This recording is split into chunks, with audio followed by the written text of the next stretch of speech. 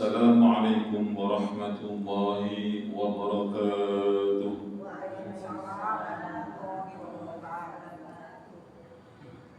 الحمد لله الذي بنعمته تتم الصالحات وبفضله تتنزل الخيرات والبركات وبتوفيقه تتحقق المقاصد والغايات.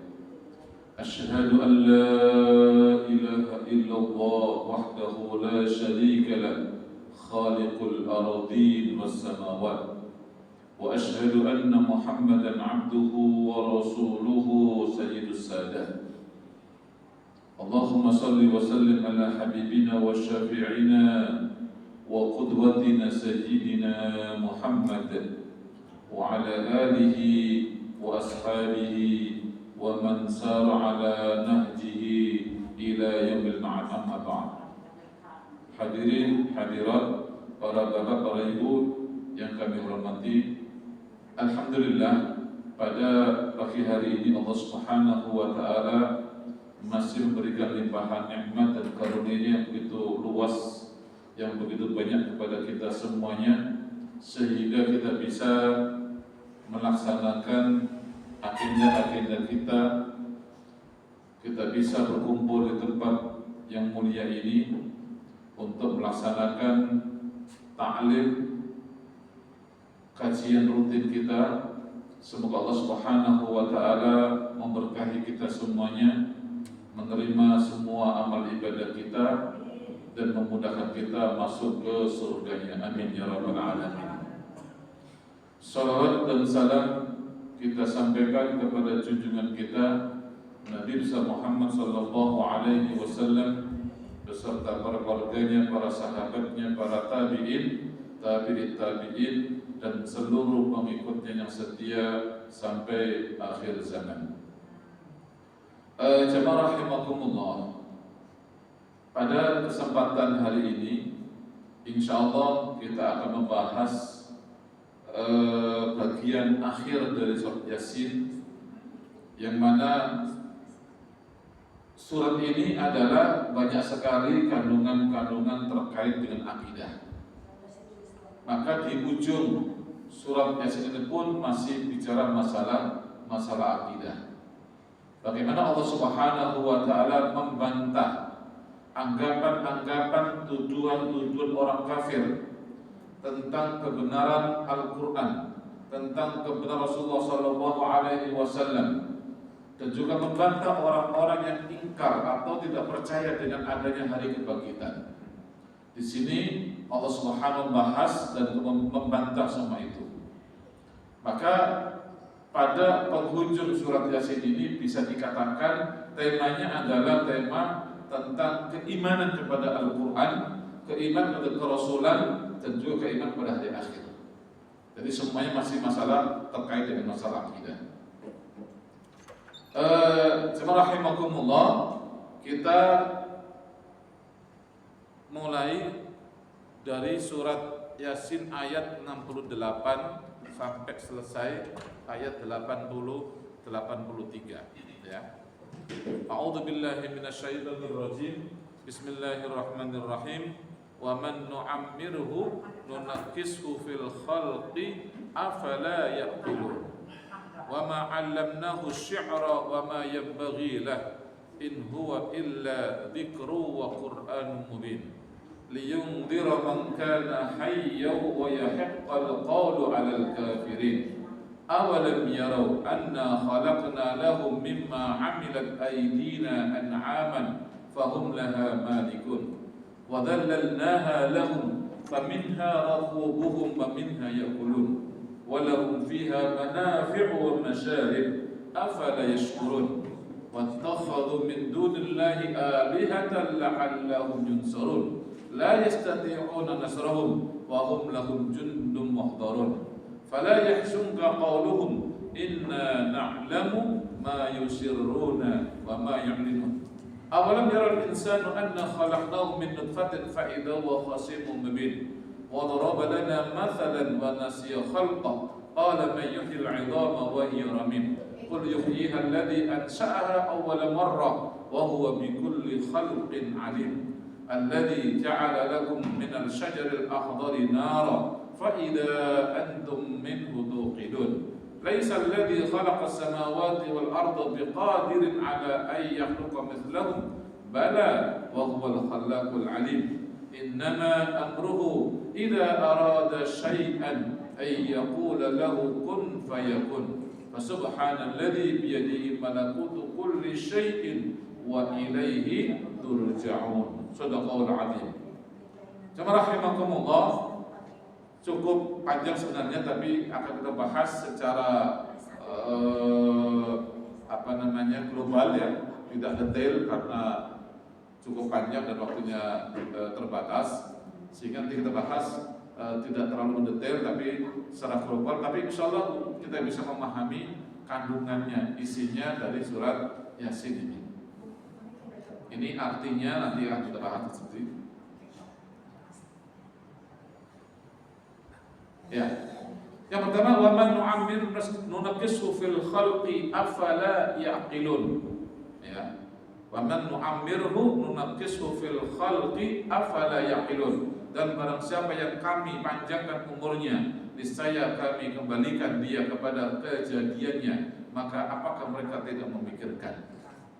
Jemaah rahimakumullah, di sini menjelaskan tentang hakikat manusia, bahwa manusia itu tidak akan selama-lamanya di dunia. Hidupnya dibatasi waktu, ya, hidupnya dibatasi waktu. Jadi orang tidak selamanya seperti ini. Yang sekarang muda, kuat, tidak selamanya seperti itu.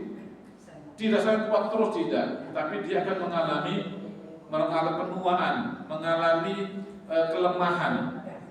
Jadi manusia itu ketika dulu lahir lemah, kemudian remaja, dewasa, menguat, begitu tua kembali lemah lagi. Itu kata Allah, wa man nu'ammirhu nunaqqisu fil khalqi afala yaqilun. Barang siapa yang dipanjangkan umurnya, niscaya akan kami kembalikan dia kepada kejadiannya. Yang dulu lemah menjadi lemah kembali. Ya, dari bayi, remaja, dewasa, tua, kemudian kembali seperti bayi lagi. Kalau umur saya panjang, ya, makan disuapi, ya, buang air tidak dianterin, gitu kan? Terus begitu, itu kalau sudah tua, dan juga kadang-kadang sudah lupa dengan semua yang dia lakukan, ya, gitu. Sudah makan katanya belum makan, gitu kan? Iya, sudah lupa dia, ya. Nah ini seperti itulah manusia. Wa man nu'ammir nunaqqisu fil khalqi afala yaqilun. Artinya apa? Bahwa manusia ini hidup sementara, gak akan selamanya seperti sekarang yang sedang kuat itu, tidak. Ya, maka semua manusia seperti itu, lahir lemah menjadi kuat, kemudian lemah kembali, dan akhirnya meninggal dunia kembali kepada Allah Subhanahu wa Ta'ala. Nah, baca rahimah, maka keadaan manusia berpindah dari satu fase ke fase berikutnya. Allah, Dia yang menciptakan kamu dari kata lemah, kemudian Dia menjadikan kamu sudah kata lemah itu menjadi kuat lagi, kemudian Dia menjadikan kamu sudah kuat itu lemah kembali, dan kemudian berubah. Dia menciptakan apa yang dikehendakinya, dan Dialah mati lagi.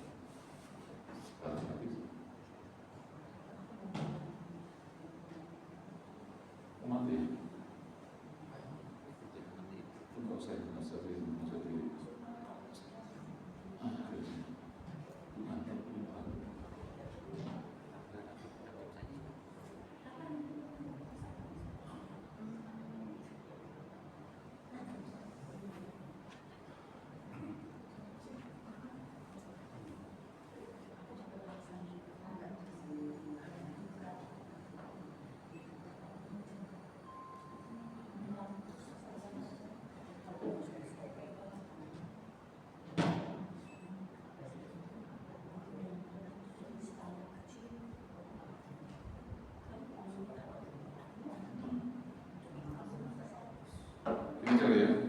Kalau TV kelihatan ya, terlalu kecil.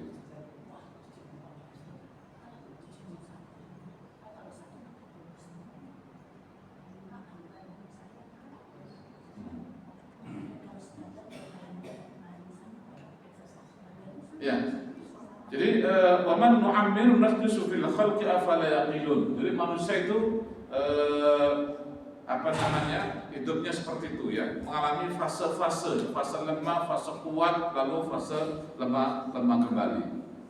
Maka setiap orang adalah memanfaatkan kesempatan umur, kekuatan dan masa mudanya sebelum dia kembali atau dikembalikan ke awal penciptaannya. Nah, rahimakumullah, maka di sini kemudian di antara pelajaran yang bisa kita lihat adalah bahwa kita ini sedang kuat tidak selamanya kuat.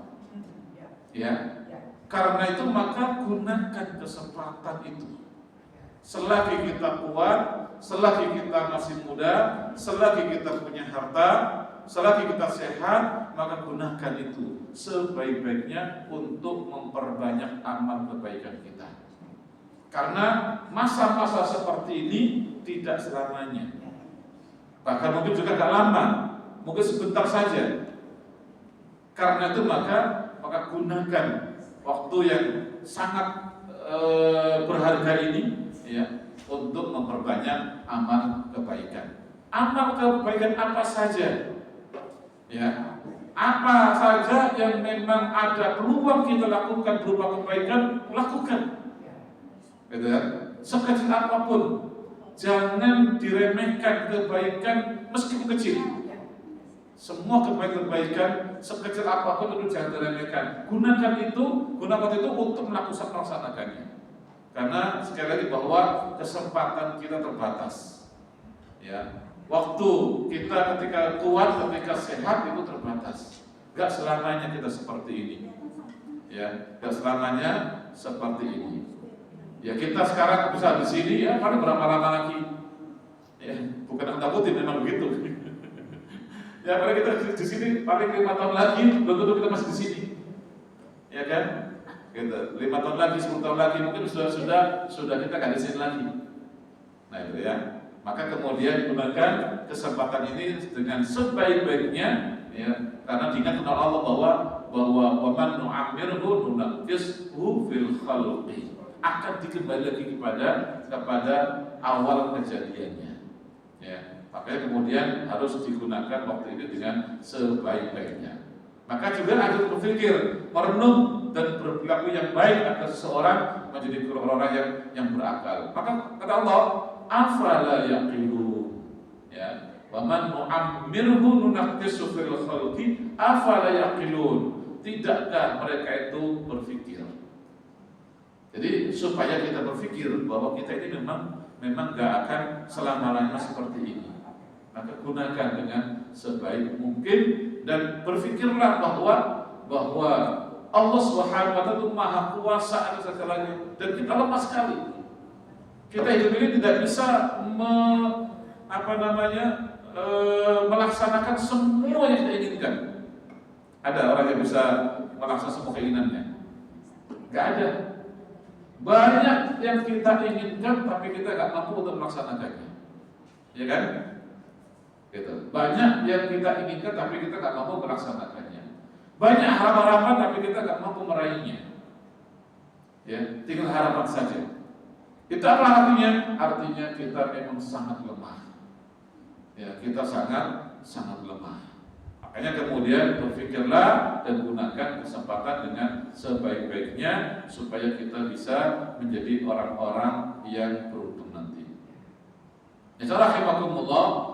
Kemudian berikutnya wa ma'allamnahu asy-syi'ra wa ma yanbaghi lahu in huwa illa dzikrun wa qur'anun mubin. Kami tidak mengajarkan syair kepada Nabi Muhammad dan syair itu tidaklah pantas baginya. Wahyu yang kami turun kepadanya itu tidak lain hanyalah pelajaran dan Al-Qur'an yang jelas. Rahimakumullah. Ini orang-orang kafir menuduh Rasulullah sallallahu alaihi wasallam bahwa Rasulullah itu belajar syair, bahwa yang dibaca oleh Nabi Muhammad itu adalah syair kata mereka. Ini bukan wahyu Allah Subhanahu wa taala, tetapi ini ciptaan Muhammad sendiri. Ini syair Muhammad sendiri. Nah, ini tuduhan orang-orang kafir yang menuduh bahwa Al-Qur'an yang dibaca adalah syair, bukan wahyu Allah Subhanahu wa taala. Teman rahimakumullah, padahal Rasulullah itu gak pernah belajar syair. Rasulullah bahkan gak bisa membaca. Rasulullah gak bisa menulis. Ya, Rasul itu gak bisa membaca. Itu zaman dulu begitu. Dan yang gak bisa baca, gak bisa menulis bukannya Rasulullah, tapi banyak orang-orang Mekah waktu itu yang memang tidak bisa membaca alias menulis. Memang budayanya belum budaya membaca menulis. Apa budayanya? Budaya mendengar dan bicara. Ya, budaya tetap mendengar dan bicara. Itu ya waktu itu. Maka mereka menghafal banyak hal itu dengan mendengar saja, bukan membaca kebanyakan. Dia bukan membaca, tapi mendengar lalu kemudian diucapkan, dihafalkan dan diucapkan. Itulah budaya orang waktu itu. Termasuk Rasulullah SAW itu juga tidak bisa membaca, tidak bisa menulis. Ada beberapa orang yang bisa membaca dan menulis. Itu orang tertentu saja. Ya, dari orang tertentu yang memang ditugaskan untuk belajar supaya bisa membaca dan menulis. Tapi jarang sekali orang seperti itu. Ya.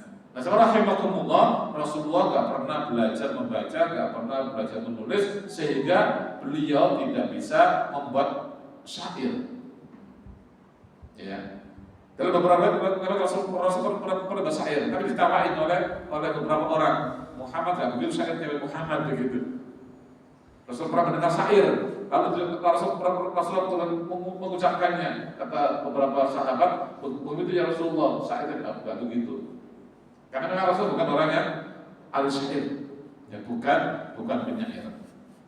Maka sini dikatakan bahwa wa ma'allamnahu syi'ra wa ma yanbaghi lah. Kami tidak mengajar syair pada Nabi Muhammad, dan syair itu tidaklah pantas bagi Nabi Muhammad. Kenapa? Karena syair itu kebanyakan adalah omong kosong. Kebanyakan ya, tidak semuanya. Kebanyakan syair, terutama pada masa itu adalah omong kosong. Hanya untuk memuji-muji orang. Biasa seperti itu. Syair biasanya digunakan untuk memuji orang atau kebalikannya untuk menghina orang. Itu syair yang banyak pada waktu itu. Ya, ada namanya syair hijai. Itu adalah syair untuk mengejek orang, menghina orang dengan sehina-hinanya. Kalau mengejek itu dengan syair. Atau memuji orang, dipuji dengan setinggi-tingginya. Makanya syair itu kebanyakan adalah omong kosong. Gak benar semua isinya itu. Itu yang terjadi pada masa itu. Makanya ada ayat namanya ada surah nama syu'ara. Ada surat asy-syu'ara. Apa itu artinya? Para penyair. Yang intinya di dalamnya adalah Allah mengutuk para penyair. Allah mengutuk para penyair. Kenapa? Karena syair itu kebanyakan adalah omong kosong. Ya, kebanyakan adalah hinaan, pujian yang berlebihan dan sebagainya. Dan Rasulullah tidak pernah belajar syair, bahkan wama yang bagilah, dan tidak pantas. Ya, syair itu tidak pantas bagi Rasulullah SAW. Ya, maka kemudian syair Rasulullah itu atau tidak bersyair, bagaimana mungkin dituduh bahwa Quran yang dibaca Rasulullah adalah syair? Ya, bukan. Yang rahimakumullah, dan nanti akan dibuktikan oleh orang-orang Mekah sendiri yang ahli syair. Ada oleh orang-orang Mekah ahli syair, setelah mendengar apa yang saya baca dalam hal ini, mereka akhirnya bisa berkesimpulan, oh ini bukan syair, kata mereka. Ini bukan syair, karena syair tidak seperti ini, kata mereka. Ini tokoh-tokoh mereka yang ahli syair akhirnya bisa menimbang, bisa melihat bahwa ini bukan syair. Dilihat dari tulis nadanya, dari isinya, ini bukan syair, kata mereka. Jamaah rahimakumullah, dan inilah maka kemudian Allah membantah bahwa ini bukanlah syair, bahkan syair itu tidak pantas bagi Rasulullah SAW. Maka sini banyak penolakan kaum kafir atas Al-Quran dengan adalah syair yang dibuat oleh Muhammad SAW. Anggapan ini dibantah langsung oleh Allah dengan menantang mereka untuk membuat yang serupa dengan Al-Quran ini. Ya rahimakumullah, di antara bantahan Allah adalah bahwa kalau ini memang syair, coba kamu datangkan yang seperti Al-Quran ini. Ya, di sini Allah bantah dengan surat Al-Isra 88. Ya, Allah sebutkan, "Qul la in istama'atil insu wal jinnu ala ay ya'tu bimithli hadzal Qur'an la ya'tuna bimithlihi walau kana ba'dhuhum li ba'din dhahira." Katakanlah, sungguh jika kaum manusia dan jin berkumpul untuk mendatangkan yang serupa, yang sama dengan Al-Quran ini, mereka tidak dapat mendatangkannya yang serupa dengannya, sekalipun mereka membantu satu sama lainnya. Ini menegaskan bahwa manusia tidak akan mampu membuat yang seperti Al-Quran. Ya, kalau ini syair, tentu bisa dong ditiru. Nah gitu. Ya, ini bukan syair, sehingga manusia tidak mampu untuk mendatangkan yang semisal Al-Quran ini. Baik, mungkin mereka bilang, ini kalau Al-Quran kan sebetulnya banyak sekali, nah, mungkin ada kebanyakan seperti itu. Oke, kalau nggak bisa seperti itu, maka 10 surat saja. Am yaqulun naftara qul fa'tu bi asli suwarin mithlihi muftariyatin wad'u man istata'tum min dunillah in kuntum shadiqin. Bahkan apakah mereka mengatakan dia Muhammad telah membuat Al-Quran itu? Katakanlah, kalau demikian datangkanlah 10 surat semisal dengan Al-Quran yang dibuat-buat dan ajaklah siapa saja yang kamu sanggup mengundangnya selain Allah Subhanahu wa taala jika kamu orang-orang yang benar. Tadi diajak ditantang 10 kata secara utuh, mereka enggak mampu. 10 surat mereka juga enggak mampu. Lalu kata Allah Subhanahu wa taala, kalau 10 juga enggak mampu, baik. 1 surat saja bisa enggak? Wa in kuntum fi raibin mimma nazzalna 'ala 'abdina fa'tu bi suratin min mithlihi wa syuhada'akum min dunillahi in kuntum shadiqin. Fa in lam taf'alu wa lam taf'alu fattaqun nar allati waquduha an-nas wal hijara wa 'idal lil kafirin. Am yakunu tafakkara qul fa'tu bi suratin mithlihi wa man istata'tum min dunillahi in kuntum shadiqin. Kata Allah Subhanahu wa taala, kalau kamu masih ragu juga dengan Quran ini, bahwa itu adalah Allah Subhanahu wa taala, maka coba datangkan 1 surat saja yang sama dengan ayat Quran. 1 saja. Dan undang semua syuhada, para saksi selain Allah Subhanahu wa taala, in kuntum shadiqin, jika kamu benar. 1 surat saja. Silakan kerjasama dengan semua manusia, semua itu dalam jin, silakan. 1 surat saja, datangkan 1 surat saja yang sama dengan Al-Quran. Kata Allah, fa illam taf'alu wa lam taf'alu fattaqun nar allati waquduha an-nas wal hijara wa 'iddat lil kafirin. Maka jika kalian tidak mampu dan sungguh benar-benar kalian tidak akan mampu melakukannya, meskipun cuma satu surat. Fattaqun nar, maka takutlah kalian pada api neraka. Allati waquduha an-nas wal hijara, yang bahan bakar adalah manusia dan batu-batuan. Wa'iddat lil kafirin, dan itu disiapkan untuk orang-orang yang kafir. Jemaah rahimakumullah, maka 2 surat ini adalah tantangan dari Allah Subhanahu wa taala yang masih meragukan Al-Quran. Ya, yang masih meragukan kebenaran Al-Quran dari Allah Subhanahu wa taala, maka 1 surat saja. Enggak usah semua surat Al-Quran. 1 saja kalau mampu, dan terkadang tidak akan ada yang mampu untuk mendatangkan meskipun cuma 1 surat saja. Jemaah rahimakumullah, ya. Maka Al-Quran adalah peringatan dan kitab yang jelas akan memberi petunjuk bagi yang hidup hatinya dan menjadi ketetapan azab bagi orang-orang kafir. Liyunzira man kana hayyan wa yahiqqal qawlu 'alal kafirin. Agar Muhammad memberi peringatan kepada orang-orang yang hidup hatinya, dan agar ketetapan azab terhadap orang-orang kafir itu menjadi pasti. Nah, rahimahumullah, ini ditegaskan oleh Allah Subhanahu wa taala bahwa Quran adalah petunjuk hudan, petunjuk ya, yang memberikan peringatan kepada orang-orang yang punya hati. Ketika Quran dibaca, disuruh peringatan-peringatan, maka orang yang punya hati akan hidup dan akan bisa memahaminya, akan mendapatkan petunjuk dari Al-Quran tersebut. Dan juga Quran juga dalam merupakan ketetapan adab bagi orang-orang kafir yang masih ingkar kepada Al-Quran, yang tidak beriman dengan Al-Quran ini. Maka di sini Allah menegaskan tentang kebenaran Al-Quran, bahwa Quran adalah memang dari Allah Subhanahu wa taala dan bukan syair, bukan ciptaan Nabi Muhammad sallallahu alaihi wasallam.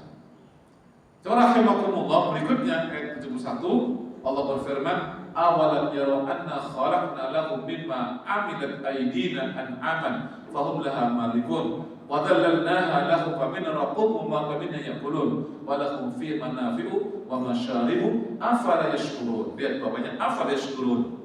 Ini Allah menegur kita untuk bersyukur kepada Allah Subhanahu wa taala. Banyak sekali nikmat yang Allah berikan kepada kita semuanya. Di sini Allah sebutkan beberapa hal, ya, yaitu hewan-hewan ternak yang Allah ciptakan untuk manusia. Jadi Allah sudah memberi banyak kenikmatan, di antara adalah hewan ternak. Kenapa kalian masih ingkar kepada Allah Subhanahu wa taala? Jadi menjelaskan orang-orang kafir dahulu yang ingkar pada Allah, pada Rasulullah, pada Al-Quran, bahkan menuduh Al-Quran adalah merupakan syair dengan Muhammad dan sebagainya. Ini mengatakan, apa kamu enggak bersyukur kepada Allah Subhanahu wa taala? Kamu sudah beri Allah dengan nikmat yang begitu banyaknya. Di antara adalah hewan ternak. Yang itu adalah untuk kamu makan dagingnya, bisa kamu jadi kendaraan kamu, bisa kamu minum susunya, bisa kamu jadikan hiasan kulit-kulitnya, bulu-bulunya, ya, bisa untuk membuat baju, ya, kulitnya, atau menjadi sepatu dan sebagainya. Kemudian suaranya pun kamu jadikan kamu dengar suara keindahannya dan lain sebagainya. Itu dari hewan ternak. Ya, Allah katakan di sini, awalam yaraw anna khalaqna lahum mimma amilat aydina an'aman fahum laha malikun. Ya. Karena rahimakumullah, maka di sini nikmat diciptakannya hewan ternak adalah pertama ditundukkan hewan-hewan tersebut untuk manusia. Bisa dijadikan kendaraan, bisa dijadikan makanan, bisa diambil dari minuman dan manfaat-manfaat yang lain. Jadi di sini ada kalimat nih, wadhallalnaha, kami menjadikan hewan-hewan itu tunduk kepada manusia. Coba rahimakumullah, aneh kan, hewan ternak yang sangat kuat itu bisa tunduk kepada manusia. Kuda dan manusia kuat mana? Kuat kuda. Kalau lari ke mana? Tentang kuda. Ya. Manusia tentang kuda bisa terbang itu. Iya kan? Tapi begitu manusia itu bisa menundukkan kuda. Luar biasa manusia itu. Itu semua Allah yang bikin seperti itu. Hewan ternak ada kuda, ada onta, ya. Itu bisa tunduk kepada manusia. Ya. Tunduk kepada manusia. Bahkan kadang tunduk dengan anak kecil. Tunduk kepada anak kecil. Banyak hewan-hewan yang tunduk kepada manusia, dan bahkan anak kecil pun bisa menundukkan hewan. Gak sedikit anak kecil yang menunggang kuda, ya kan? Gak sedikit bisa ditundukkan oleh manusia yang sebenarnya manusia itu lemah sekali. Kekuatannya gak sebanding dengan hewan tersebut. Ada kuda, ada kerbau, ada sapi, ya, ada macam-macam. Itu semua bisa ditundukkan oleh manusia yang luar biasa. Ini adalah nikmat dari Allah Subhanahu wa taala. Allah katakan wadhallalnaha lahum, dan kami tundukkan hewan untuk manusia. Bayangkan, ya, kami tundukkan untuk manusia. Coba kalau semua hewan seperti singa, susah ditundukkan, ya kan? Harus berharap semuanya begitu. Manusia susah ditundukkan. Tapi ada hewan yang seperti ada kerbau, seperti sapi, seperti kuda, itu gampang ditundukkan oleh manusia. Apalagi yang lebih kecil ya, apalagi kambing ya, tambah muda lagi, gitu kan, ayam ya, dan lain sebagainya itu mudah ditundukkan oleh manusia. Nah, ini semua adalah dari Allah Subhanahu wa Ta'ala. Nah, faminha rakubuhum, kata Allah, di antaranya hewan itu adalah itu menjadi tunggangan kalian. Faminha rakubuhum, sebagian di antara menjadi tunggangan mereka, tunggangan manusia. Wa minha yakulun, dan di antaranya adalah untuk menjadi makanan bagi manusia. Lihat, Allah bikin hewan itu bermacam-macam manfaat untuk manusia. Ada yang ditundukkan, ada yang jadi tunggangan, ada yang dimakan. Walahu fiha manafi' wa masyarib. Ya, dan bagi hewan itu juga terdapat berbagai manfaat dan juga minuman untuk mereka semuanya. Dan banyak menjadi minuman dan juga manfaat-manfaat yang lain yang banyak sekali. Ya. Dan semuanya ada yang diambil kulitnya, ada yang diambil dagingnya, ada yang diambil bulunya, ada yang diambil suaranya, ada yang diambil tenaganya, semuanya ada. Ya. Jadi Allah siapkan untuk manusia dengan hewan itu dengan berbagai macam fungsi untuk manusia. Sampai masyarakat bisa diminum susunya. Gitu ya. Nah, ini semuanya rahimakumullah, Allah ciptakan semua itu ya bagi manusia. Nah, maka kemudian apa kita tidak bersyukur kepada Allah Subhanahu wa Ta'ala? Nah, jemaah rahimakumullah, apa masih pantas manusia tidak menyembah Allah setelah Allah berikan nikmat yang sebegitu banyak? Maka di sini agar kita bersyukur dan hanya menyembah Allah Subhanahu wa Ta'ala. Maka melalui surga ini, ayat 73 ini, Allah menegur kita agar senantiasa bersyukur atas nikmat serta mengasihi Allah Subhanahu wa Ta'ala. Nikmat itu Allah gambarkan begitu jelas kepada kita agar kita menjadi pribadi yang selalu bersyukur dan berterima kasih kepada Allah Subhanahu wa Ta'ala. Makanya insya Allah menyindir orang-orang kafir tadi yang suka ingkar kepada Allah, mendustakan Rasulullah SAW, gak percaya dengan Al-Quran, ya. Allah isi di sini. Bukankah ini semua sudah Allah berikan kepada kalian semuanya? Kenapa kalian bersyukur kepada Allah Subhanahu wa Ta'ala? Kenapa kalian tidak menyembah Allah Subhanahu wa Ta'ala? Justru kalian menyembah selain Allah Subhanahu wa Ta'ala. Maka jemaah rahimakumullah, berikutnya Allah mencela kepada orang-orang yang menuhankan selain Allah Subhanahu wa Ta'ala. Itu ada di surat ayat berikutnya, ayat 74. Celaan kepada yang menuhankan selain Allah Subhanahu wa Ta'ala. Wattakhadhu min dunillahi aliha la'allahum yunsarun la yastati'una nasrahum wa hum lahum jundum muhdarun. Mereka menjadikan sesembahan selain Allah agar mereka mendapat pertolongan, mengira mereka akan mendapat pertolongan dari apa yang disembah itu. Mereka menyembah patung-patung, mengira bahwa patung itu bisa memberikan pertolongan kepada dia. Mereka menyembah apa saja, ya, menyangka itu yang telah memberikan banyak manfaat pada dia. Orang dulu menyembah matahari, mengira bahwa semua itu ada dari matahari. Orang menyembah bulan, mengira bahwa bulanlah yang telah menjaga mereka. Ya, jadi semua itu seperti itu. Ada orang yang menyembah batu-batuan besar, mengira batunya adalah punya kekuatan yang bisa menjaga mereka.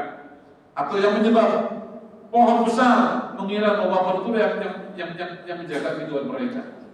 Ini pemahaman manusia yang karena mereka menyembah benda-benda tersebut karena mereka mengira bahwa itu bisa membawa kebaikan atau bisa memberikan pertolongan kepada mereka. Apa kata Allah? La yastati'una nasrahum, ya, seseorang tidak mampu menolong mereka. Wa hum lahum jundun muhdarun, bahkan atau padahal seseorang itu adalah tentara yang dihadirkan untuk menjaganya. Ya, jemaah rahimakumullah. Jadi di sini ada beberapa penafsiran oleh para ulama, ya, bahwa sesembahan itu dijadikan, ya, atau dihadirkan untuk menjaga mereka. Jadi mereka menghadirkan itu dengan dengan apa namanya, dengan keyakinan bahwa itu akan bisa menolong mereka. Maka mereka membawa patung-patungnya kemana-mana, nyangka bahwa itu bisa menolong mereka. Ya, ada patung kalau di rumahnya, nyangka bahwa patung itu bisa menjaga rumah mereka.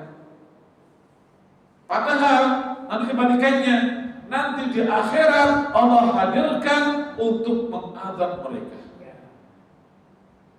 Sesembah itu akan Allah hadirkan untuk mengazab mereka nanti. Ya, ini.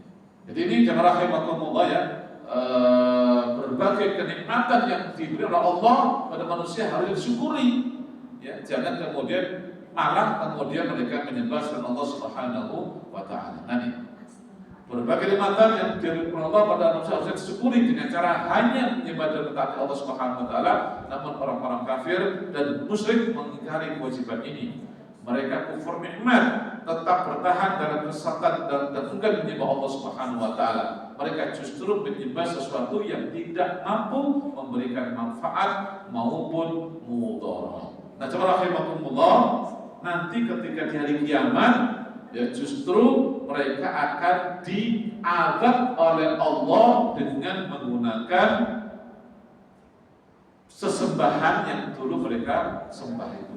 Ya, ini berhala dan disembah akan menjadi salah satu bahan bakar api neraka.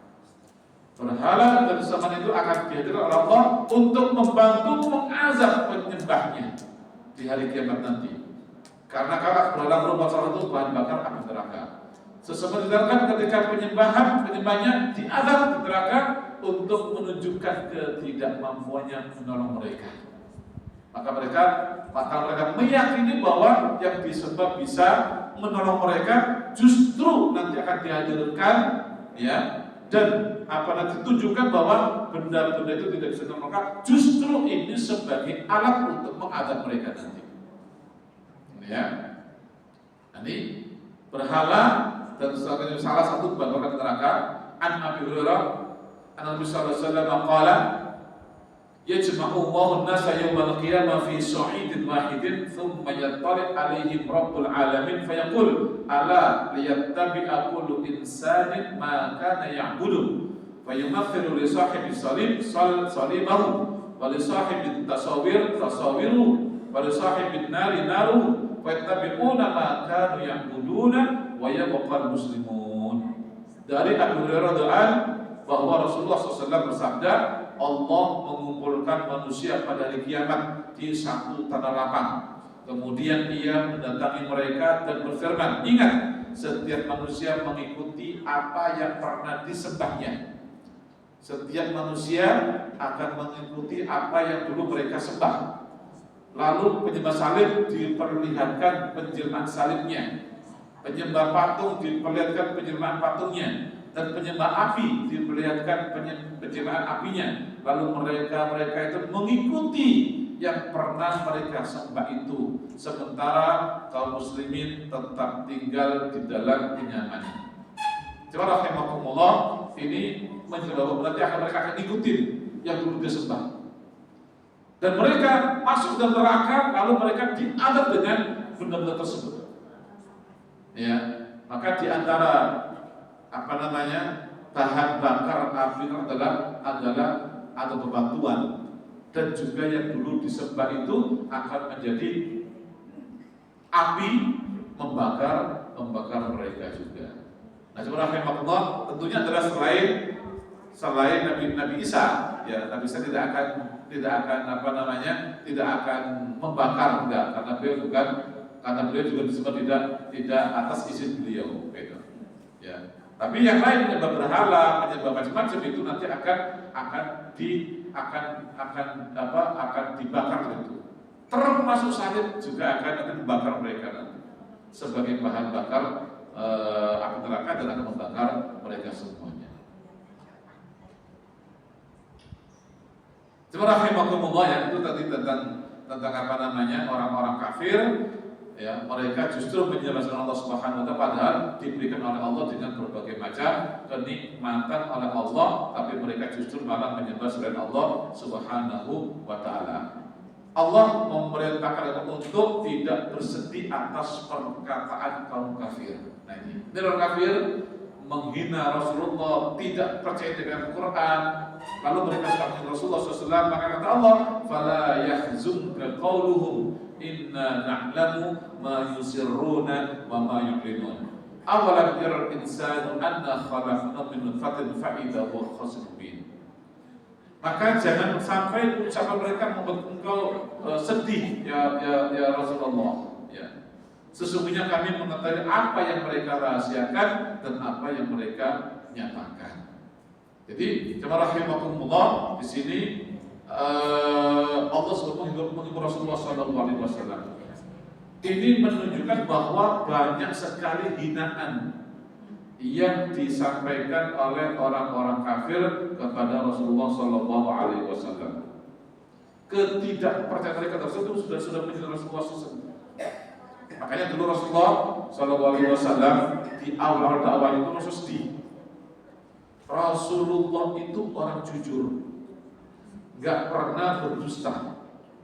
Ya, Rasulullah itu nggak pernah berdusta. Maka ketika di awal dakwah Rasulullah dan Rasul dihina, Rasulullah didustakan, Rasul dibantu seperti itu. Saya disebut orang nggak bisa saya begitu. Orang yang sangat jujur, selalu berkata benar, kemudian didustakan orang itu sedih sekali. Itu sempat terjadi pada Rasulullah SAW seperti itu. Didustakan oleh kaumnya, didustakan oleh kerabatnya, oleh pamannya, didustakan oleh orang-orang yang dia kita selama ini. Ya Rasulullah sedih sekali. Makanya kemudian Allah hibur Rasulullah. La fala yahzunka qawluhum. Muhammad, jangan sampai kamu itu sedih oleh ucapan-ucapan mereka itu. Ya. Terus Allah katakan, fa in kadzabuka faqad kadzdzaba rusulan min qabl. Kalau sekarang mereka itu mendustakan engkau Muhammad, sesungguhnya yang didustakan oleh mereka bukan hanya engkau Muhammad, tapi rasul-rasul sebelum kamu juga sama, didustakan oleh kaumnya masing-masing. Jadi ini bukan hal yang baru. Sejak dulu kala sudah banyak orang-orang yang didustakan oleh orang-orang kafir. Maka Muhammad, fala yahzunka qawluhum, kamu jangan sedih ya dengan ucapan-ucapan mereka, hina mereka. Inna na'lamu ma yusirruna wa ma yu'linun. Kami mengetahui apa yang mereka sembunyikan dan apa yang mereka tampakkan. Kalau mereka itu menghina kamu dengan seperti itu, padahal pada dasarnya mereka itu percaya sama kamu. Mereka menyembunyikan itu. Selama ini mereka tidak percaya mereka percaya sama Muhammad. Sekarang hanya karena beda pandangan mereka mencari-cari kesalahan Rasulullah SAW. Mereka menghina Rasul dengan berbagai kehinaan. Yang sebenarnya hati mereka itu tidak sama dengan yang diucapkan. Ya, karena pada dasar mereka sendiri tahu bahwa Muhammad itu orang baik. Mereka tahu Muhammad itu orang jujur. Mereka tahu bahwa Muhammad itu adalah orang yang belas kasih kepada orang lain. Dan mereka tahu bahwa Muhammad tidak akan pernah menyesatkan orang. Tapi kenapa mereka itu menuduh Rasulullah dengan berbagai macam tuduhan seperti itu? Ya karena berbeda pandangan. Karena Rasulullah mengajak mereka untuk hanya menyembah Allah, sementara mereka tidak mau. Mereka hanya ingin menyembah patung-patung yang mereka sembah sebelum-sebelumnya. Mereka hanya ingin ikuti nenek moyang mereka saja. Nah, rahimahumullah, maka Allah mengetahui itu. Allah mengetahui apa yang mereka sembunyikan dan Allah apa yang mereka tampakkan itu. Jadi Muhammad, kamu gak usah sedih. Ya, itu hanya ucapan di luar saja. Pada sesungguhnya hati mereka pun sadar, hati mereka tahu bahwa engkau itu orang baik. Ya, itu disadari oleh orang-orang kafir semuanya. Abu Jahal itu pernah gini, ketemu Rasulullah SAW, dia marah sama Rasulullah SAW. Diajak masuk Islam, dia marah sama Rasulullah SAW. Itu Abu Jahal. Ya, dia marah sama Rasulullah. pokoknya kamu gak ada benernya Nabi Muhammad, begitu. Kamu orang jahat, kamu orang maunya memecah belah orang-orang Mekah ini. Itu kata Abu Jahal. Tapi apa? Setelah Rasulullah pergi, Abu Jahal ngomong sama teman-temannya yang sama-sama kafir itu. Apa dia bilang? Sesungguhnya kata-kata Muhammad benar semuanya. Sebenarnya kata Muhammad benar semuanya. Tapi aku gak mau ikutin dia. Aku gak mau ikutin dia. Jadi Abu Jahal pun tahu bahwa Muhammad itu orang baik. Muhammad itu orang yang jujur. Nah, jemaah rahimakumullah, ini berlaku sampai hari kiamat nanti seperti itu. Banyak orang-orang yang ucapannya mencaci orang-orang baik, padahal di balik hatinya itu dia tahu bahwa dia orang baik. Ya, dia tahu. Ya. Banyak orang yang bersama kita, mencaci kita, tapi dia tahu bahwa kita orang baik. Maka kata Allah, "Fala yahzunka qulu." Wahai Muhammad, udah, enggak usah kau pikirin lagi ini. Enggak usah kau pikirin. Ya. Enggak usah kau pikirin. Allah tahu kok apa yang mereka sembunyikan dan apa yang Allah dan apa yang mereka tampakkan. Allah tahu semua. Fala yahzunka qulu. Ya. Jemaah rahimakumullah, ya. Ini tentang manusia seperti itu, maka kamu jangan bersedih, wahai Muhammad. Dan kalau betul demikian, para ulama-ulama, para pendakwah pun demikian, pasti akan mengalami seperti yang dialami oleh Rasulullah SAW. Maka ini hibur, fala yahzunka qawluhum. Dah kamu sedih dengan ucapan mereka itu. Ya, inna na'lamu ma yusirruna wa ma yu'linu. Kami tahu kata Allah apa yang mereka sembunyikan dan apa yang mereka tampakkan. Jemaah rahimakumullah, kemudian Allah menggugah orang-orang kafir ini. Awalam yaral insan anna khalaqnahu min nutfah fa idza huwa khasimun mubin. Tidakkah manusia menganggap bahwa kami menciptakannya dari setetes mani, kemudian tiba-tiba dia menjadi musuh yang nyata. Ya, tidakkah mereka tahu bahwa dulu mereka itu asalnya adalah dari sesuatu yang hina. Ya, nutfah, min nutfatin. Ya, dari setetes air mani.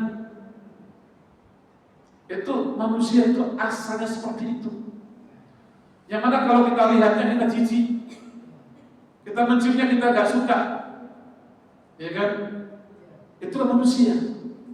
Kok sekarang sombong, sekarang merasa paling hebat dan sebagainya? Padahal itulah manusia pada asalnya. Ya. Maka manusia tidak pantas sombong karena berasal dari sesuatu yang hina. Awalam yara al-insan anna khalaqnahu min nutfah fa idza huwa khasimun mubin. Ya. Maka tujuan ini menenangkan Nabi Muhammad dari ucapan orang kafir. Sementara ayat 77 ini menjelaskan mengapa mereka kufur, karena mereka lupa asal usul penciptaan mereka dari al-hina dan sombong sehingga menjadi musuh Allah Subhanahu wa taala. Mereka lupa bahwa mereka dari benda atau dari sesuatu yang hina. Sekarang mereka udah merasa hebat, ya, sombong kepada Allah, sombong kepada Rasulullah Sallallahu Alaihi Wasallam. Nah, rahimakumullah, di antaranya mereka juga adalah mengingkari adanya hari akhir. Ya, ini nanti di ayat berikutnya 78. Wa daraba lana mathalan wa nasiya khalqa qala man yuhyil 'idham ghayra min. Ini ya, bahwa Allah yang membangkitkan lebih mudah dari menciptakan. Jadi membangkitkan mereka dari kematian, dihidupkan kembali itu lebih mudah ketimbang menciptakan dari sesuatu yang tidak ada. Dulu manusia tidak ada, Allah ciptakan manusia, lalu manusia hidup, kemudian mati, lalu Allah hidupkan kembali. Menghidupkan yang mati ini lebih mudah ketimbang menciptakan dari sesuatu yang tidak ada. Kan begitu kan logikanya kan? Jadi menghidupkan yang sudah ada itu lebih mudah ketimbang menciptakan dari sesuatu yang tidak ada menjadi ada. Dulu kita siapa? Dulu kita nggak ada. Lalu kita ada. Ketika ada, lalu mati, lalu dihidupkan kembali, menghidupkan kembali itu lebih mudah ketimbang menciptakan dari sesuatu yang tidak ada. Sampai gitu. Ya. Bismillahirrahmanirrahim. Ini kabarannya ya. Wa daraba mathalan wa nasiya khalqah qala man yuhyil 'idham wa yurmi. Dia membuat perumpamaan bagi kami dan melupakan asal penciptanya. Dia berkata, orang berkata, siapa yang bisa menghidupkan tulang-belulang yang telah hancur runtuh ini? Nah ini ya. Qul yuhyiha alladhi ansa'aha awwala marrah wa huwa bikulli khalqin alim. Katakanlah, Muhammad, yang akan menghidupkannya adalah Zat yang menciptakannya pertama kali. Dia Maha mengetahui setiap makhluknya. Nah, rahimahumullah, ada sebuah kisah ya. Qatadah telah menceritakan bahwa Ubay bin Khalaf ini orang kafir. Ubay bin Khalaf ini orang kafir dan mati dalam keadaan kafir. Ubay bin Khalaf datang kepada Rasulullah SAW. Ia datang seraya membawa seonggok tulang, ya, seonggok tulang dibawa, lalu diremukannya. Lalu diremukan oleh seorang Ubay bin Khalaf. Kemudian dia bertanya, wahai Muhammad, siapa yang akan menghidupkan tulang yang telah hancur ini? Kata dia. Siapa yang akan bisa menghidupkan? Manusia yang akan hancur tulang-tulangnya. Siapa yang bisa menghidupkan Muhammad? Ya, Nabi menjawab, Allah yang akan menghidupkannya. Ia juga yang akan membunuh kamu, membangkitkan kamu, lalu memasukkan kamu ke neraka. Kata Rasulullah SAW. Dan ucapan Rasulullah terbukti bahwa Ubay ini pasti nanti mati dalam keadaan kafir. Karena Rasulullah sudah ngomong seperti ini. Allah akan menghidupkannya, ya. Ia juga akan membunuh kamu, wahai Ubay bin Khalaf, lalu membangkitkan kamu nanti, lalu akan memasukkanmu ke dalam neraka. Dan ternyata benar, Ubay bin Khalaf meninggal dalam keadaan kafir di dalam perang Uhud. Dia meninggal dunia, ya, bahkan yang membunuh Rasulullah SAW. Jadi Rasulullah itu Ubay ini mendekat pada Rasulullah waktu perang Uhud. Jadi dia mencari Rasulullah SAW, mana Muhammad akan saya bunuh gitu. Ya, jadi mendekat, Rasulullah ambil tombak dari sahabat yang sampingnya. Mana tombak kamu? Dan Rasulullah masuk dilempar sama Rasulullah SAW, nyerempet di sininya, nyerempet di lehernya, nyerempet di sini. Ya, jadi nggak nusuk, ya, nyerempet aja. Tapi langsung langsung berdarah. Nampaknya cuma ringan. Ya, nampak cuma ringan, tapi ini buat sakit luar biasa bagi Ubay bin Khalaf. Ya, jadi begitu dia ada darah yang keluar tapi nggak mengucur, darah keluar, bikin sama dia udah perih sekali bagi dia, terus dia terus berteriak sejak itu. Ya, sampai perang Uhud selesai, sampai pulang ke Mekah itu dia kesakitan luar biasa. Selalu terus gitu sampai akhirnya meninggal dunia. Hanya karena tombak yang selalu lemparkan ngerempet ke leher sini, gitu ya. Kemudian dia itu pun nggak mengucur darah dan begitu aja. Itu membuat dia kemudian kesakitan luar biasa sampai dia meninggal dunia di perjalanan menuju Mekah. Itu Ubay bin Khalaf. Ya. Maka ini Allah tunjukkan nih, ya, kata Rasulullah, Allah akan menghidupkannya, ya, lalu ia juga yang akan membunuh kamu, membangkitkan kamu, dan lalu nanti akan memasukkanmu ke dalam neraka. Jadi orang-orang yang sudah dipastikan akan mati dalam keadaan kafir Ubay bin Khalaf.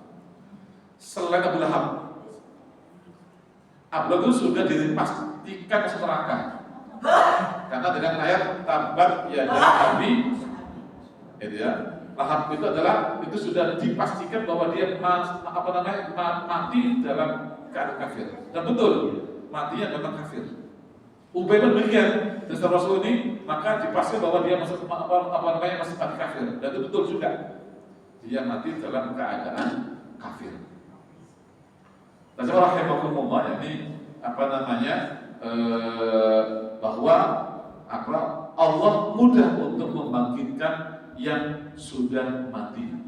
Itu lebih mudah ketimbang menciptakan manusia dari awal. Allah Maha Kuasa lagi Maha Mengetahui. Mudah saja baginya menciptakan maupun membangkitkan makhluknya kembali.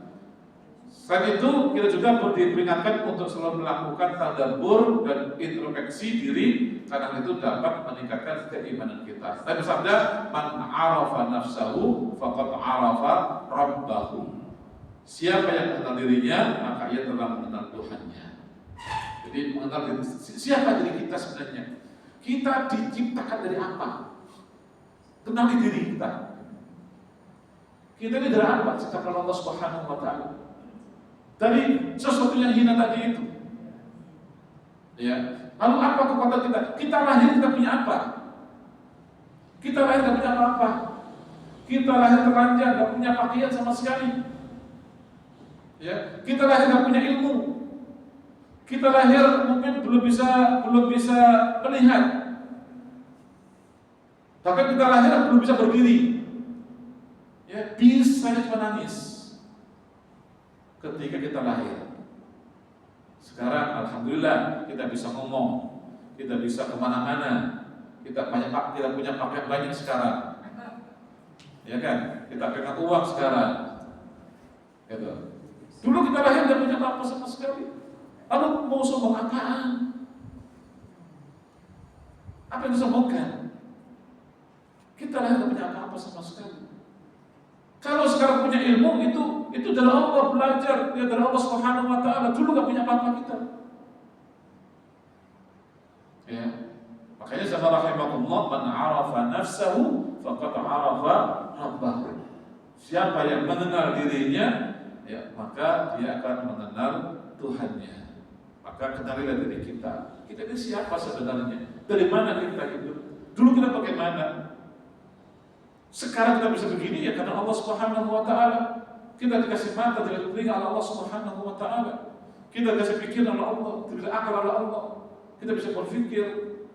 Kita diberikan tangan, kaki, kita diberikan ilmu sehingga kita bisa mencari penghasilan, kita bisa mencari uang dan sebagainya dari Allah Subhanahu wa Ta'ala semua itu.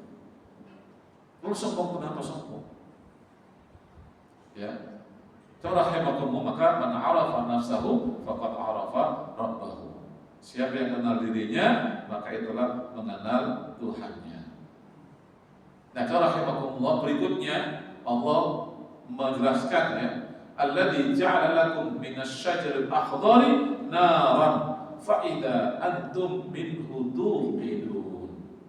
Ya.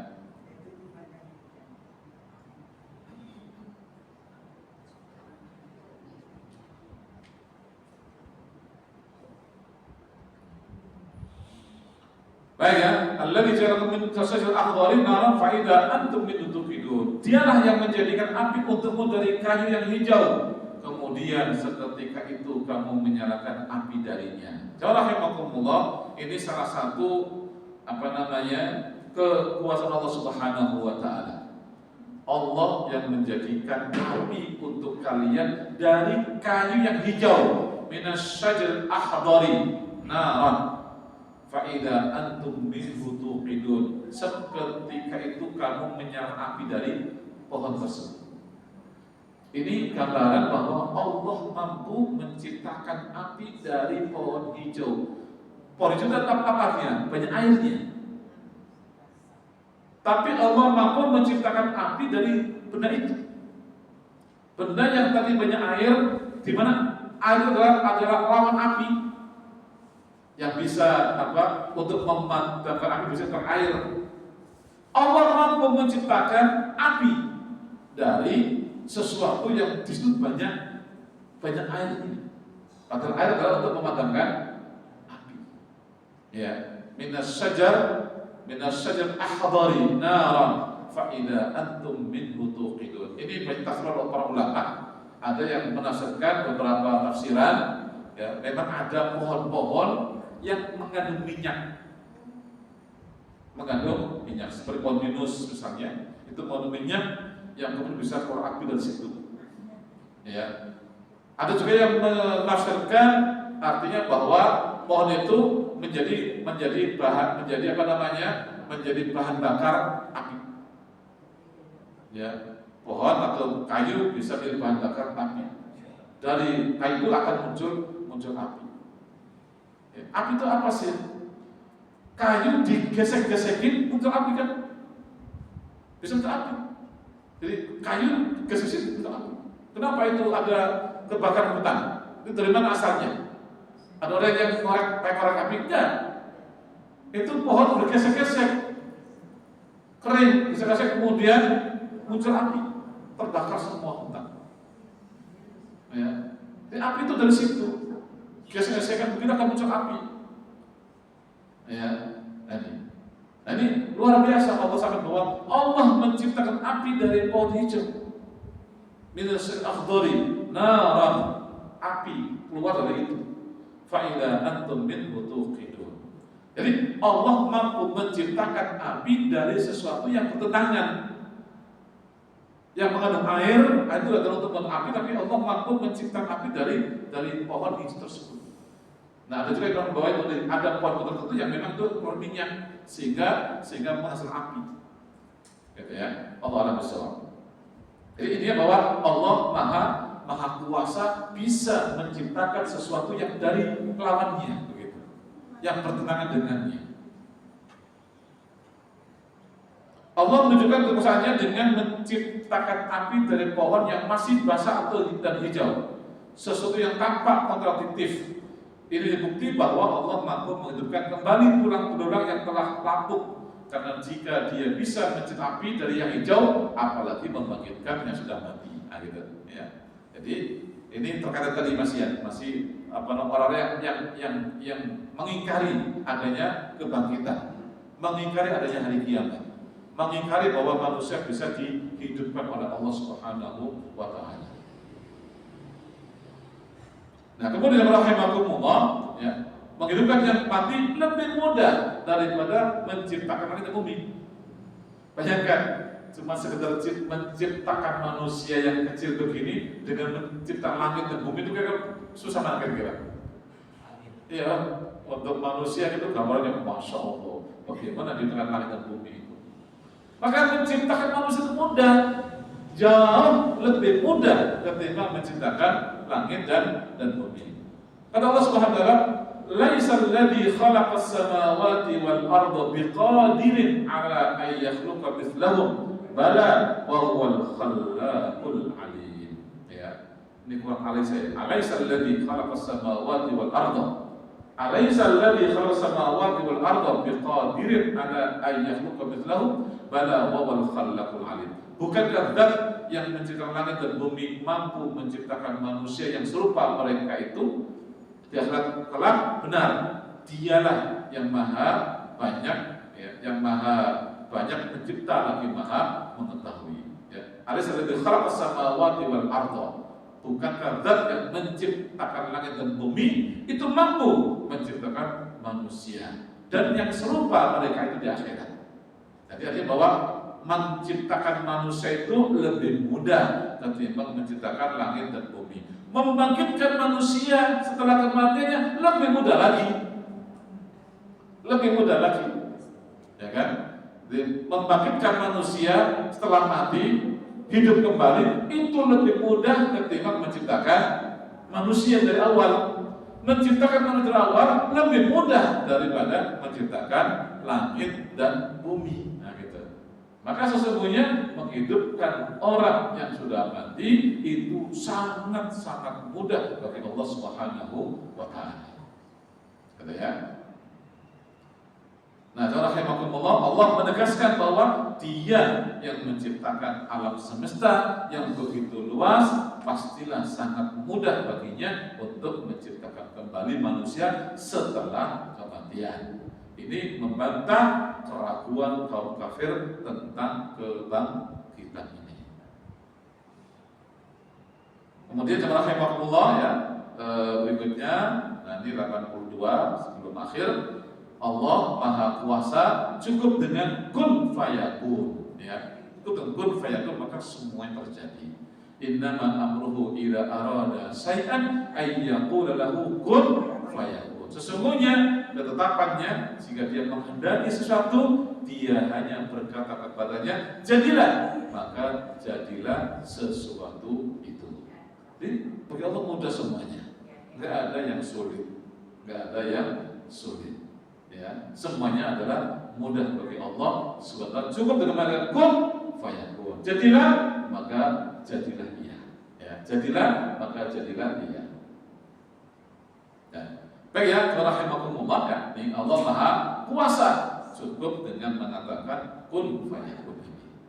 Maka ini adalah inti dari Allah Subhanahu wa taala. Perintahnya adalah kun fayakun, jadilah, maka terjadilah. Kun itu jadilah. Allah katakan kun, jadilah, maka fayakun, maka jadi. Apa yang Allah inginkan, apa yang Allah kehendaki, semua dengan kun. Ya, jadilah, maka semuanya fayakun, jadi semuanya. Tidak ada kesulitan bagi Allah untuk menciptakan atau untuk menghidupkan kembali. Cukup dengan perintahnya, maka semuanya terwujud seketika. Ya. Nah, terakhir, Allah Maha Kuasa, semuanya akan kembali kepada Allah Subhanahu wa taala. Fa subhanalladzi biyadihi malakutu kulli syai' wa ilaihi turja'un. Maka Maha Suci Allah yang di tangannya kekuasaan atas segala sesuatu dan kepadanya kamu akan dikembalikan. Jadi intinya bahwa Allah Maha Kuasa, ya. Ini pembahasan dari awal kemarin tentang kekuasaan Allah Subhanahu wa taala, ya, tentang berbagai macam tentang Allah pada orang-orang kafir, dan semuanya itu akan kembali kepada Allah Subhanahu wa taala. Maka Allah Maha Suci dari segala kelemahan dan kekurangan. Allah Maha sempurna, tidak ada kekurangan, tidak ada kelemahan. Di tangannya lah terletak seluruh kekuasaan alam semesta ini. Maka ayat ini menutup dengan mengingat bahwa setiap manusia akan kembali kepada Allah Subhanahu wa taala untuk menerima balasan. Maka di sini menegaskan pentingnya persiapan amal-amal kebaikan kita untuk bertemu Allah Subhanahu wa taala. Nah, jemaah rahimakumullah, inilah ya hal-hal yang terkait dengan surat Yasin, ya. Kandungannya memang adalah hal-hal yang berkaitan dengan akidah. Jadi hampir seluruh isi surat Yasin itu adalah kembali masalah-masalah akidah. Dari tentang masalah keimanan, tentang masalah kerasulan, kenabian, ya, tentang masalah hari akhir dan seterusnya. Ini semua adalah terkait dengan akidah Islam. Makanya kemudian kita bahas Yasin ini, ya, karena itu adalah masalah-masalah akidah yang luar biasa. Dan ini adalah surat yang biasa dibaca oleh kaum muslimin dan juga terperintah dari Allah Subhanahu wa taala untuk membacanya, dan Rasulullah untuk membacanya. Maka kita harus sering-sering membaca surat ini, dan tentunya dengan pemahaman, ya, pemahaman sehingga kita akan bisa meresapi isi kandungannya. Semoga dengan kajian kita surat Yasin ini, dan kita selesai ya dari ayat pertama sampai ayat terakhir. Berapa pertemuan ya, Mbak? Saya lupa pertemuan, ada 10 pertemuan. Ya, dari awal ya. Ini Yasin, dan alhamdulillah ya, luar biasa isinya. Ternyata ada dakwah yang luar biasa. Ya, ada kisah apa sini? Ada kisah Ashabul Qaryah, ada kisah Mukmin Yasin, ya, Mukmin Yasin, ada kisah-kisah banyak sekali. Kemudian kisah dakwah mereka, dan terakhir adalah masalah kebesaran Allah Subhanahu wa taala, dan Allah menetapkan tentang adanya hari kebangkitan, dan menetapkan bahwa semua manusia itu akan kembali kepada Allah Subhanahu wa taala. Baik, Bismillahirrahmanirrahim. Dengan demikian maka selesai sudah kita kajian kita tentang akidah di dalam surat Yasin ini. Semoga ada manfaatnya dan sampai sini pembahasannya insyaallah di bulan depan kita membahas yang lain insyaallah. Tapi masih masalah akidah insyaallah ya.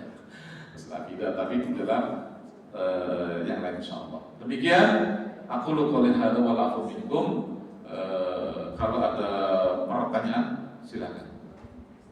Ya, silakan. Ya, silakan.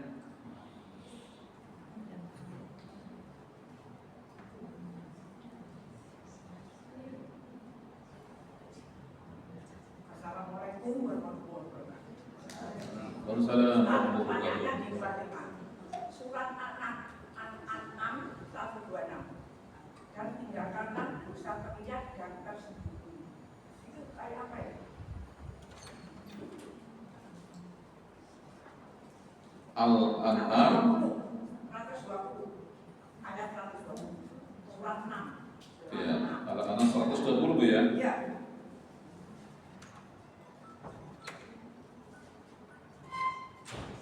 Al-An'am 120. Ya. Wa daru dhahiral ismi wa batinah. Ini ya. Innal ladzina yasibuna al-isma sayujzauna bima kanu yaqtarifun. Ya. Jadi di sini Allah katakan ya, dan tinggalkanlah atau biarkanlah dhahirul ismi dhahirul ismi wa batinah. Jadi dosa-dosa yang nampak maupun yang batin. Ya kan ya? Dosa-dosa yang nampak maupun yang batin, yang tidak kelihatan. Sesungguhnya orang-orang yang melakukan dosa itu akan dikasih balasan sesuai dengan apa yang telah mereka lakukan. Jadi di sini menjelaskan bahwa ada dhahirul ismi wa batinah. Ada dosa-dosa yang nampak, kelihatan, tapi juga ada dosa-dosa yang tidak nampak. Ya. Dosa yang kelihatan, dosa-dosa jelas. Orang bunuh jelas dosanya. Ya, orang berzina jelas dosanya, kelihatan. Itu dhahirul ismi. Ya, itu adalah dosa-dosa yang kelihatan. Semua orang tahu itu dosa. Wa batina, dosa-dosa yang ada dalam hati manusia. Jadi niat-niat yang tidak baik. Ya, niat-niat yang tidak baik. Jadi orang mungkin kelihatannya beribadah, tetapi sesungguhnya dia tidak beribadah. Itu kan mana orang tahu.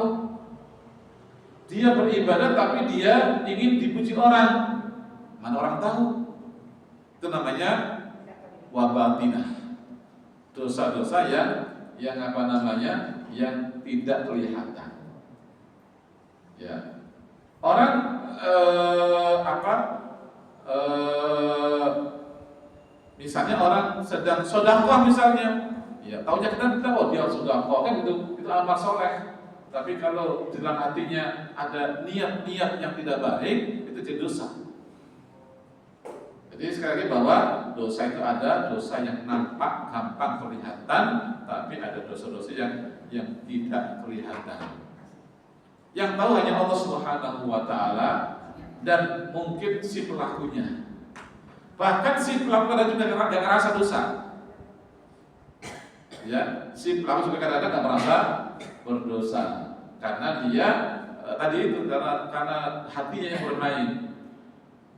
Gitu. Jadi kadang-kadang dia nggak merasa berdosa, apalagi orang lain. Apalagi orang lain. Maka biasanya wabah itu terkait dengan masalah hati biasanya. Ya, terkait dengan masalah hati, apa tujuan dia? Kelihatannya bagus, tapi sesungguhnya punya tujuan yang tidak bagus. Ya, maka itu adalah wabatina. Maka semua akan ditampak, akan Allah balas sesuai dengan apa yang mereka lakukan. Begitu Bu, insya Allah ya. Ada yang lain silakan. Assalamualaikum warahmatullahi wabarakatuh. Waalaikumsalam warahmatullahi wabarakatuh. Ustaz, sesudah mengikuti kajian-kajian ini rupanya ayat itu ada batikannya sendiri, kemudian surat juga ada batikannya sendiri.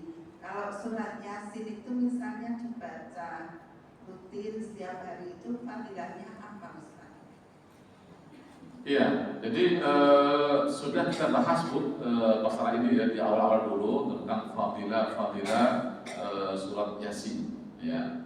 Jadi intinya memang bahwa Allah Subhanahu wa taala Rasulullah menyuruh kita untuk memperbanyak membaca surat Yasin gitu ya. Jadi di antara fadilah-fadilahnya ya, ini saya tuliskan di sini. Iya, ini fadilah-fadilahnya adalah bahwa pertama adalah surat Yasin adalah qalbul Quran. Bahwa Yasin itu adalah hati atau jantungnya Al-Quran. Hati atau jantungnya Al-Quran ya. Maka di dalamnya ada kebaikan-kebaikan yang luar biasa. Ya, kebaikan luar biasa. Inna likulli syai'in qalban wa qalbul Quran Yasin. Wa man qara Yasin kataballahu lahu bi qira'atiha qira'atul Quran 10 marrat. Kata Rasulullah ya, sesungguhnya segala sesuatu yang mempunyai kalbu atau inti dan kalbu Al-Quran adalah surat Yasin. Barang siapa membaca surat Yasin maka Allah mencatat baginya ya, karena bacaan surat Yasin itu pahala membaca Quran 10 kali. Ya, pahala membaca Al-Quran 10 kali. Sekali membaca seperti membaca Al-Quran 10 kali. Ya. Kemudian juga maghfurun lahu minadz-dzunub, bahwa orang baca Quran ya, maka akan diampuni oleh Allah Subhanahu wa taala. Di antara fadilahnya, dosa-dosa kecil akan terhapus semuanya, kecuali dosa besar itu harus melalui taubat ya. Maka dengan membaca Yasin maka akan diampuni oleh Allah Subhanahu wa taala. Jadi jawab rahimakumullah, surat Yasin ini banyak sekali hadis-hadis tentang fadilah Yasin. Banyak yang dhaif, banyak yang palsu, tetapi juga ada yang sahih. Tidak semuanya palsu, ada juga yang sahih. Nah ini tentang yang sahih yang saya maksud di sini. Ya, jadi ini tentang adalah mengqara'a Yasin fi lailatin asbaha maghfur lahu. Barang siapa membaca Yasin di waktu malam, maka paginya dosanya terhapus. Kalau membaca paginya, maka malamnya terhapus dosanya. Gitu ya. Atau kata lain, man qara Yasin fi lailatin ibtigha wajhillah ghufira lahu. Siapa yang membaca Yasin di malam hari dengan mengharap Allah Subhanahu wa taala ridha Allah, maka ia diampuni semua dosa-dosanya. Ya, itu di antaranya. Idza mata syahidan, pembaca Yasin ketika dia membaca lalu meninggal dunia, maka mati syahid. Mati syahid. Ya. Man dawama ala qira'ati Yasin kulla lailatin thumma mata syahidan. Siapa yang mendawamkan untuk yang baca istiqamah terus setiap malam membaca Yasin setiap malam, kemudian dia meninggal di waktu itu, maka ia mati syahid. Mati syahid. Meskipun tetap diperlakukan seperti biasa, tapi nilainya nilai mati syahid. Ya, di antaranya mati syahid. Maka jemaah rahimakumullah, tidak tidak terlalu benar Yasin dibaca tiap malam Jumat. Tidak terlalu benar. Ya ada benarnya maksudnya. Karena Yasin itu disuruh baca tiap malam, bukan malam Jumat saja. Kalau malam Jumat apa baca? Al-Kahfi. Al-Kahfi itu ada perintah membaca setiap malam Jumat. Kalau Yasin tiap malam baca aja Yasin tiap malam. Selain Qul huwallahu, Qul nas, ya itu adalah Yasin caranya yang dulu baca setiap malam atau tiap hari. Ya, makanya saya bilang bahwa membaca Yasin tiap malam Jumat saja itu tidak terlalu benar. Ada benarnya juga tapi nggak terlalu benar. Ya, gitu ya. Ya, boleh baca tiap malam. Ya mungkin gini, daripada nggak pernah baca, ya minimal malam Jumat baca Yasin, nah boleh. Ya, tapi harusnya sunnahnya adalah setiap malam. Kalau baca Yasinnya pagi habis sholat subuh. Gak apa-apa, ya. Ya, tapi yang lebih bagus adalah malamnya. Tapi pagi juga nggak apa-apa. Jadi apa namanya? Itu artinya gini, bahwa membaca Yasin atau yang lain kapan saja boleh. Nah, gitu. Tapi kalau malam Jumat itu lebih disunahkan karena ada hadis secara khusus. Ya, secara khusus ada perintahnya, ada hadisnya malam Jumat. Malam hari. Ada malam hari. Ya, sehingga bagus kalau kita baca Yasin. Ya. Coba rahimahullah, tapi manusia itu nggak mungkin bisa setiap malam, jarang ya. Tapi dia ada sering membaca gitu aja. Sering membaca surat Yasin. Ya, kalau surat malam ya kayak berat banget gitu ya. Ya paling nggak sering baca Yasin. Gitu. Ya. Tapi insya Allah kalau kita membiasakan membaca Yasin, ya insya Allah akan mendapatkan nilai-nilai kebaikan yang luar biasa dari Allah Subhanahu wa Ta'ala. Nah, ini juga saudara, membaca Yasin itu disunahkan untuk orang yang menjelang meninggal dunia. Ketika sekarat, saat maut, itu disunahkan membaca Yasin. Yang saya baca adalah menjelang meninggal itu yang disunahkan. Meskipun kalau setelah meninggal bagaimana? Gak apa-apa. Ya, tapi yang lebih disunnah adalah menjelang wafat. Kenapa? Karena ketika orang mau meninggal dunia itu setan mendekati orang yang mau meninggal dunia itu. Kenapa? Setan ingin orang ini akan mati dalam keadaan su'ul khatimah. Maka dengan membaca Yasin ini membuat setan berat untuk mendekati. Susah untuk mendekati, susah untuk mengganggu. Maka disunahkan membaca Yasin kepada atau untuk orang-orang yang menjelang kematian, muhtadhar, ya, yang hampir meninggal dunia. Iqra'u ala mautakum Yasin. Bacalah ya Yasin pada orang-orang yang meninggal atau yang akan meninggal. Jadi kalau mautakum itu punya dua arti. Bisa diterjemahkan mau meninggal atau diartikan sudah meninggal. Tapi para ulama banyak yang mengambil yang pertama, yang mau meninggal. Meskipun diterjemahkan yang sudah meninggal juga nggak salah, gitu ya. Gitu. Makanya kemudian ya sebelum meninggal bagusnya belum meninggal.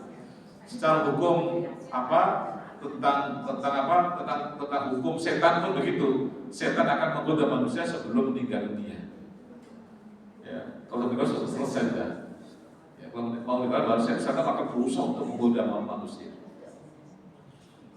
Baik ya, itu ya di antara fadilah surat Yasin. Banyak sekali ya. Demikian. Terima kasih Ustaz. Ya, sama-sama juga. Waalaikumsalam warahmatullahi wabarakatuh. Assalamualaikum Ustaz.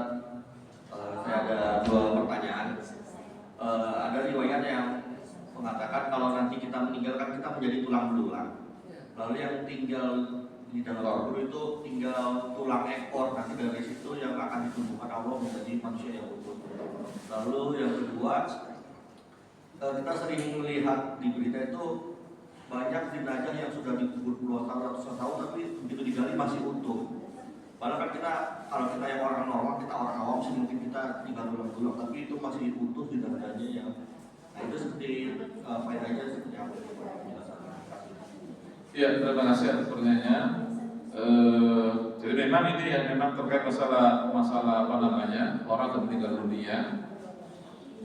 Memang ada hadisnya bahwa Allah akan membangkitkan manusia melalui tulang ekor itu. Ya, artinya bahwa tulang ekor ini tidak akan bisa hancur, gitu ya. Tidak akan bisa hancur. Allah alam bisawab. Kalau kena bom bagaimana itu? bisa juga gitu ya. Tapi ini seperti ada hadisnya itu, ada hadisnya bahwa Allah akan membangkitkan manusia dari tulang ekor itu.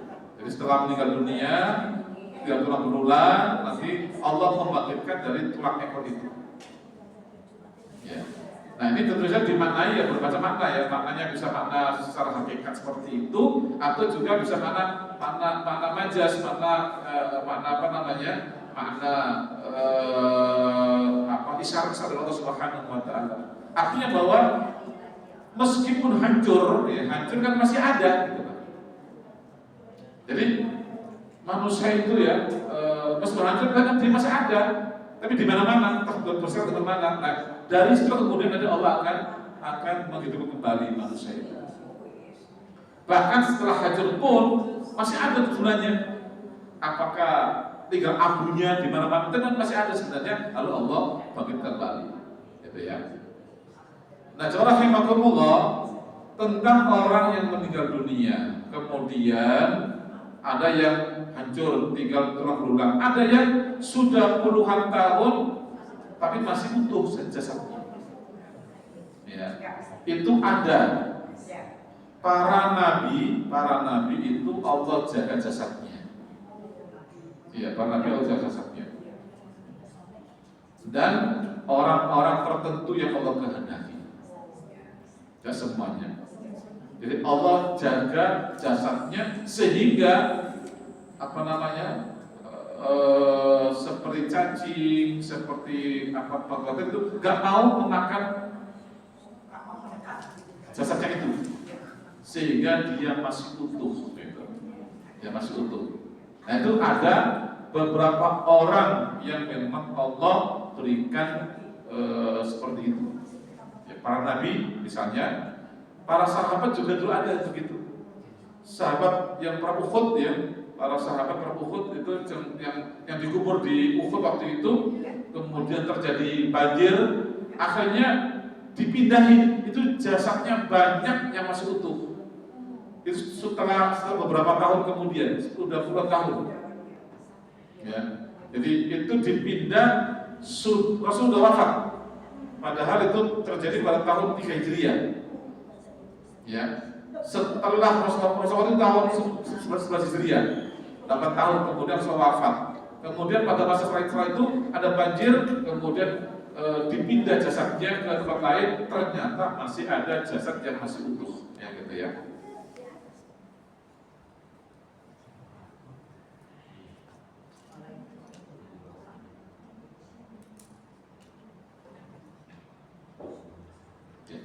Jadi seperti itu. Jadi ada yang bahkan juga ada orang-orang yang zaman ini masih bisa begitu. Saya pribadi ya mendengar dari berita, mendengar dari kawan-kawan. Saya punya kawan dulu satu kelas kuliah di Libya. Itu beliau selama ini bekerja untuk membantu Palestina. Beliau ya selalu bekerja untuk membantu Palestina, relawan. Ya, beliau itu relawan Palestina terus, ya.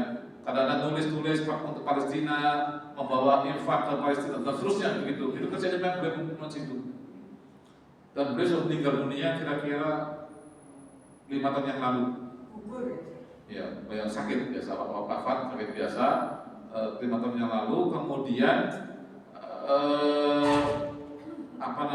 kuburnya dipindah kurang lebih setelah 3 tahun dipindah, jasadnya masih utuh 3 tahun, jasadnya masih utuh. Ya Allah a'lam bishawab. Jadi ada orang yang seperti itu Allah berikan kemuliaan, ya, kemuliaan sehingga kemudian jasadnya itu dijaga oleh Allah Subhanahu Wa Taala. Ada sahabat saya juga, sahabat punya orang tua. Orang tuanya guru ngaji. Orang tuanya guru ngaji. Ya. Beliau sudah lama sekali. Udah beberapa puluh tahun yang lalu. Ya. Kemudian pas sahabat saya itu meninggal dunia. Bukan dia, ibunya meninggal dunia. Itu mau ditumpuk ya bertemu ke kuburan suami tersebut. Di suami udah lama meninggalnya. Pas dia meninggal, lalu mau ditumpuk di situ juga. Pas digali ternyata kuburan masih utuh, jasadnya masih utuh. Atau sudah puluhan tahun, sudah sekitar 20 tahun yang lalu masih utuh jasadnya itu. Ya. Nah, itu di antara contoh bahwa ada yang seperti itu, yang Allah jaga, ya Allah jaga jasadnya sehingga tidak dimakan cacing dan sebagainya.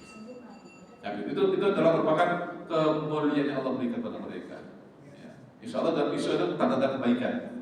Tanda-tanda kebaikan di mana Allah menjaga jasadnya dari hewan-hewan seperti itu. Baik, subhanallah itu kira-kira. Baik, cukup ya.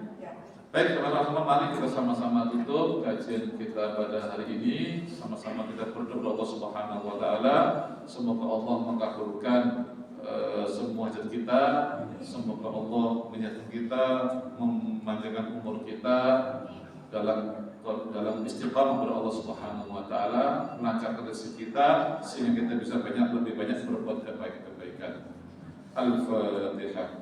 A'udzu billahi minasyaitonir rajim. Bismillahirrahmanirrahim. Alhamdulillahirabbil alamin arrahmanir rahim maliki yaumiddin iyyaka na'budu wa iyyaka nasta'in ihdinas siratal mustaqim siratal ladzina an'amta 'alaihim ghairil maghdubi 'alaihim waladdallin amin. Alhamdulillahirabbil alamin hamdan yuwafi ni'amahu wa yukafi mazidah ya rabbana lakal hamdu wa lakash syukru kama yanbaghi li jalali wajhikal karim wa 'azimi sultanik. اللهم صل على سيدنا محمد سيد الأولين والآخرين. اللهم اغفر لنا ذنوبنا وكفر عنا سيئاتنا وتوفنا مع الأبرار. اللهم اغفر لنا ولوالدينا وارحمهم كما ربونا صغارا. اللهم انفعنا بما علمتنا وعلمنا ما ينفعنا وارزقنا علما نافعا وزدنا فهما وآتنا حكمة برحمتك يا أرحم الراحمين. اللهم أنت الشافي لا شفاء إلا شفاؤك يا رب. اللهم اشفي مرضانا. اللهم اشفي مرضانا يا رب. اللهم اسألك العافية. الله اسألك العفو والعافية يا رب العالمين. اللهم إنا نسألك سلامة في الدين وعافية في الجسد وزيادة في العلم وبركة في الرزق وتوبة قبل الموت ورحمة عند الموت ومغفرة بعد الموت. اللهم هون علينا في سكرات الموت والنجاة من النار والعفو عند الحساب. ربنا لا تزغ قلوبنا بعد إذ هديتنا وهب لنا من لدنك رحمة إنك أنت الوهاب. اللهم إنا نسألك الهدى والتقى والعفاف والغنى. اللهم إنا نعوذ بك من الهم والحزن ونعوذ بك من العجز والكسل ونعوذ بك من الجبن والبخل ونعوذ بك من الغضب وقهر الرجال. اللهم إنا نعوذ بك من زوال نعمتك وتحول عافيتك وفجاءة نقمتك وجميع سخطك برحمتك يا أرحم الراحمين. اللهم إنا نعوذ بك من جهد البلاء ودرك الشقاء وسوء القضاء وشماتة الأعداء.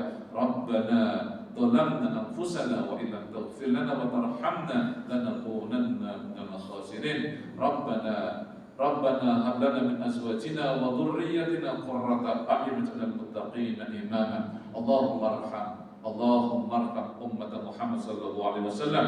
اللهم ارحم المصابين في سمطرة في آتي يا الله. اللهم ارحم المصابين في سمطرة في آتي يا الله. اللهم اشف مرضاهم. اللهم اشف مرضاهم. اللهم اشف مرضانا. اللهم اشف مرضانا شفاء عاجلا شفاء لا يغادر سقما ولا ألما. اللهم إنا نسأل الشفاء. اللهم نسأل الشفاء لمرضانا يا رب العالمين. اللهم اشف هؤلاء رب العالمين. اللهم ارحم المصابين في أتى وفي سمطرة. اللهم اشف جريحهم. اللهم أطعم جائعا يا رب العالمين. ربنا آتنا في الدنيا حسنة وفي الآخرة حسنة وقنا عذاب adzaban nar. Wa sallallahu alaihi wasallam. Subhana rabbika rabbil izzati amma yasifun wa salamun alal mursalin walhamdulillahi rabbil alamin. Aqulu qawli wa minkum. Wassalamu alaikum warahmatullahi